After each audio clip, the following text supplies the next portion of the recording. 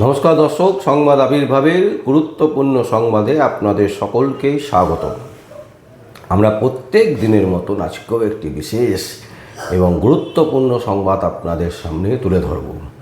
এবং দর্শক, আমরা বলেছিলাম যে ফেসবুকে একটা গুরুত্বপূর্ণ সংবাদ আপনাদের সামনে আজকে তুলে ধরতে চাই।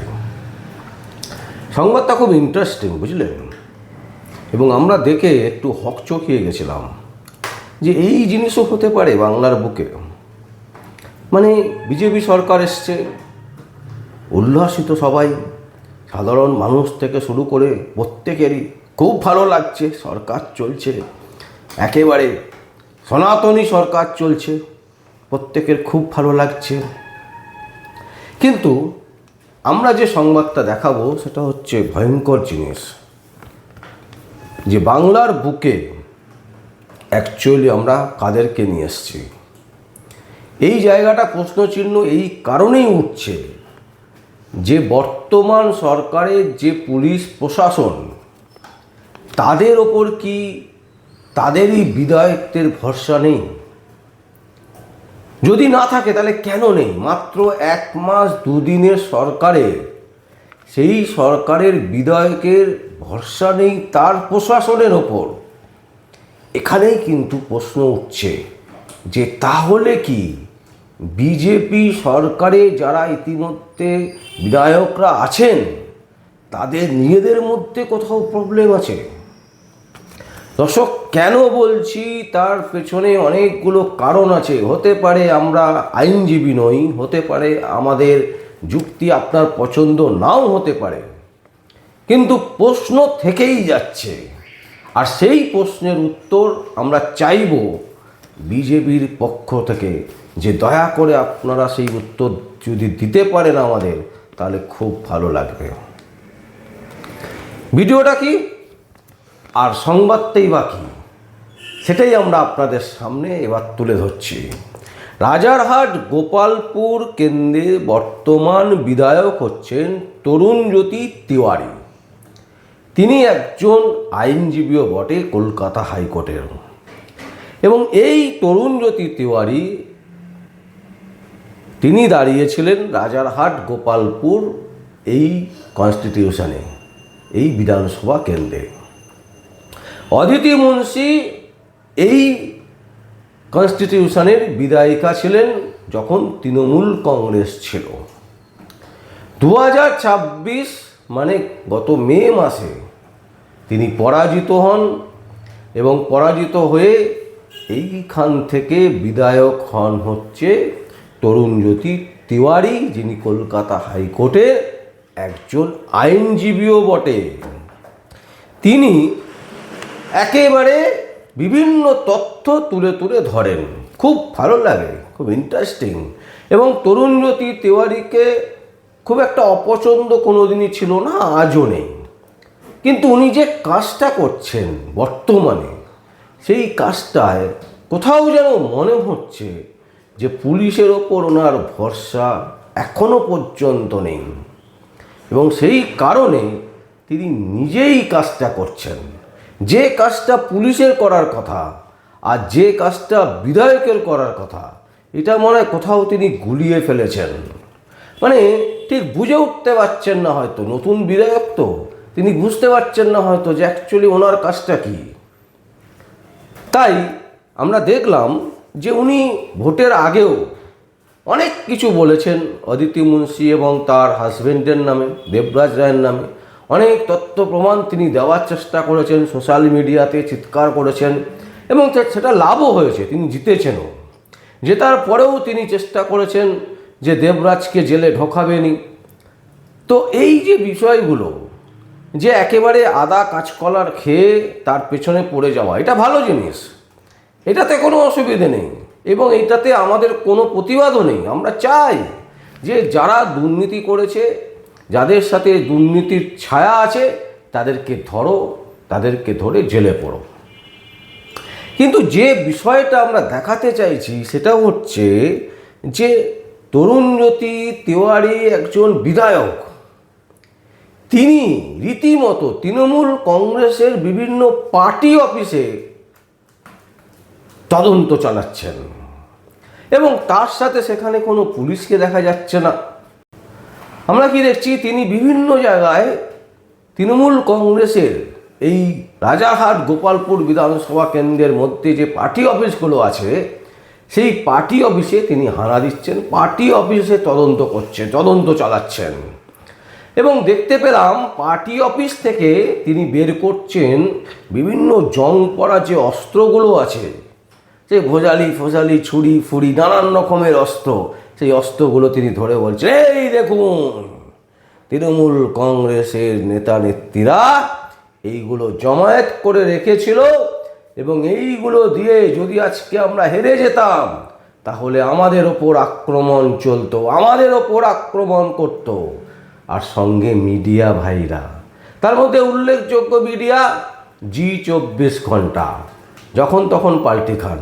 তো সেই জি24 ঘণ্টাকে সামনে রেখে আরও অন্যান্য মিডিয়া ছিল কিনা আমরা জানি না, আমরা যে ভিডিও ফুটেজটা পেয়েছি সেটা হচ্ছে জি24 ঘণ্টার ভিডিও ফুটেজ। একদম পরিষ্কারভাবেই বলছি, জি24 ঘণ্টার ভিডিও ফুটেজ। যে ভিডিও ফুটেজে আমরা দেখতে পাচ্ছি তরুণজ্যোতি তিওয়ারি তিনি একেবারে ক্লাবের ভেতর মানে পার্টি অফিসের ভেতর ঢুকে সেখান থেকে কোথায় অস্ত্র রাখা হয়েছে সেটা তিনি জানেন একেবারে, সেখান থেকে অস্ত্রগুলো বের করে বলছেন এই অস্ত্র দিয়ে যদি আমরা হারতাম তাহলে আমাদেরকে মারা হতো। আর এইখানেই আমাদের প্রশ্ন যে তরুণজ্যোতি তিওয়ারি একজন বিধায়ক হয়ে, একজন আইনজীবী হয়ে তিনি জানতে পারছেন যে তৃণমূলের কোন পার্টি অফিসে অস্ত্র রাখা আছে, তিনি তার দলবল লোকজন নিয়ে একেবারে সাথে করে মিডিয়া নিয়ে গিয়ে তিনি একেবারে তুলে ধরছেন যে দেখুন এই দেখুন অস্ত্র। আর রাজ্যের পুলিশ পালা বদল হলো, পুলিশ এত অ্যাক্টিভ, শুভেন্দু অধিকারী মাননীয় মুখ্যমন্ত্রী নিজে বলছেন যে পরিবর্তন হচ্ছে, সব পরিবর্তন হয়ে গেছে রাজ্যের, আমরা সমস্ত দুর্নীতিকে ধরব, সমস্ত বিশৃঙ্খলাকে ধরব। তো সেই জায়গায় দাঁড়িয়ে তরুণজ্যোতি তিওয়ারি নিজে তদন্ত করে বের করছেন অস্ত্রগুলো বিভিন্ন পার্টি অফিস থেকে, তার সাথে না কোনো পুলিশ আছে না কেউ, তিনি তার পার্টির লোক আর আছে জি24 ঘণ্টা। তার মানে কি তরুণজ্যোতির পুলিশের ওপর আস্থা নেই? তিনি তো বলতেই পারতেন পুলিশকে যে এই পার্টি অফিসে এত অস্ত্র আছে, আপনারা চলুন আমার সাথে, পুলিশ গিয়ে সেই অস্ত্রগুলো উদ্ধার করত। কারণ পুলিশের কাজ, কেউ যদি অস্ত্র রেখে থাকে, কেউ যদি পার্টি অফিসে লক্ষ লক্ষ টাকা রেখে থাকে, কেউ যদি পার্টি অফিসে বোঝাই করে অস্ত্র বোঝাই করে ত্রাণ সামগ্রী রেখে থাকে, তার উদ্ধার করার দায়িত্ব পুলিশের। তো পুলিশ না গিয়ে তিনি নিজেই করছেন, তার মানে আমাদের কাছে অন্তত এইটুকুই মনে হচ্ছে যে তরুণজ্যোতি তিওয়ারি তিনি বিধায়ক বটে, তিনি একজন আইনজীবীও, তিনি আইন অনেক বেশি বোঝেন আমাদের থেকে, অনেক ভালো জানেন আইন, তাই তিনি নিজেই কাজটা করছেন, কারণ তিনি পুলিশের ওপর এখনও ভরসা করতে পারছেন না। সেই কারণে তিনি জি24 ঘণ্টাকে সাথে করে নিয়ে গিয়ে আর কোন পার্টি অফিসে রাখা আছে, মাল মজুত করে রেখেছে তৃণমূল কংগ্রেসের নেতা নেত্রীরা, সেটাও তিনি জানেন এবং কোথায় রেখেছেন সেই জায়গাটাও তিনি জানেন এবং সেখান থেকে তিনি বের করে নিয়ে এসে সেগুলো দেখাচ্ছেন মিডিয়ার সামনে এবং সেগুলো দেখিয়ে তিনি বলছেন যে যদি আমরা হারতাম তাহলে এইগুলো দিয়েই বিজেপি নেতা নেত্রীদেরকে কর্মীদেরকে মারা হতো। তাই দর্শক, আমরা সেই ভিডিও ফুটেজটা দেখাচ্ছি, একবার দেখুন ভিডিও ফুটেজ, যেটা জি24 ঘণ্টায় দেখানো হয়েছে, দেখুন সেই ভিডিও ফুটেজ। তুমি দেখো এই মুহূর্তে দেখতে পাচ্ছ তরুণজ্যোতি তিওয়ারির হাতে ধারালো অস্ত্র এবং ইন্দ্রনাথ বাগুই কাউন্সিলর তার যে ওয়ার্ড অফিস, সেই ওয়ার্ড অফিসেই কিন্তু এই ধারালো অস্ত্রগুলো উদ্ধার হয়েছে। শুধু তাই নয়, সরকারি যে বালতি, সেই বালতি, ত্রিপল আর সমস্ত কিছুই উদ্ধার হয়েছে। সকাল থেকে বিভিন্ন যে দপ্তর সেখানে কিন্তু যাচ্ছে, সেখানে গিয়ে কিন্তু তিনি অভিযান করছেন, অর্থাৎ বিভিন্ন ওয়ার্ড অফিসে যে ত্রাণ সামগ্রী মজুদ রয়েছে যেগুলো সাধারণ মানুষকে দেওয়ার কথা সেগুলো দেয়নি। সেই জন্যই আমরা একবার কথা বলি, তরুণজ্যোতি তিওয়ারি তিনি রয়েছেন। বিধায়ক অফিস থেকে সারা থান উদ্ধার হয়েছে। আমাদের কার্যকর্তাদের হুমকি দেওয়া হয়েছিল মেরে ফেলা হবে। এই আমার ভাই দাঁড়িয়ে আছে, একে বলা হয়েছিল 4 তারিখের পর কুপানো হবে। দাদা আছেন সামনে, ওনার ছেলের চোখ নষ্ট হয়ে গেছিল একটা 21-এ, এইখান থেকে এই পাশেই হয়েছিল। এখানে এতগুলো বালতি আছে, এতগুলো বালতি আছে, এই হচ্ছে অবস্থা। এটা আমাদের জন্য রেডি ছিল এগুলো। 4 তারিখ যদি বিজেপি ক্ষমতায় না আসতো আমাদের অবস্থা কি হতো আপনারা ধারণা করতে পারছেন। কার্যকর্তাদের খুন করা হতো। আমরা সংযমে আছি। দেখুন, ভালো তৃণমূল খারাপ তৃণমূল বলে কিছু হয় না। কেউটো সাপের ভালো খারাপ হয় না, সব কটাই সমান।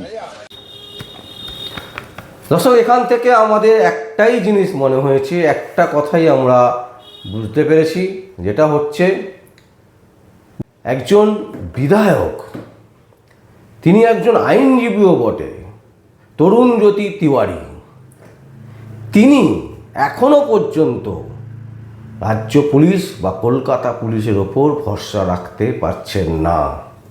তাই তিনি নিজেই মাঠে নেমে পড়েছেন।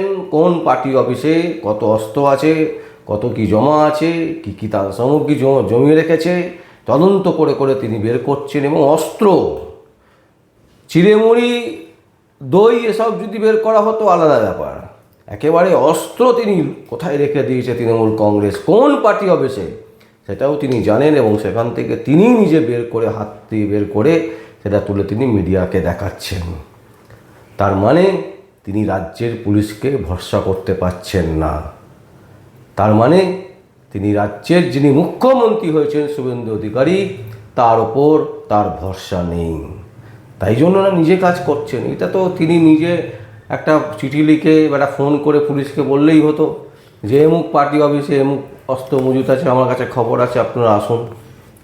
কিন্তু সেটা তিনি করেননি। প্রশ্ন হচ্ছে কেন, কোন জায়গায় প্রবলেম?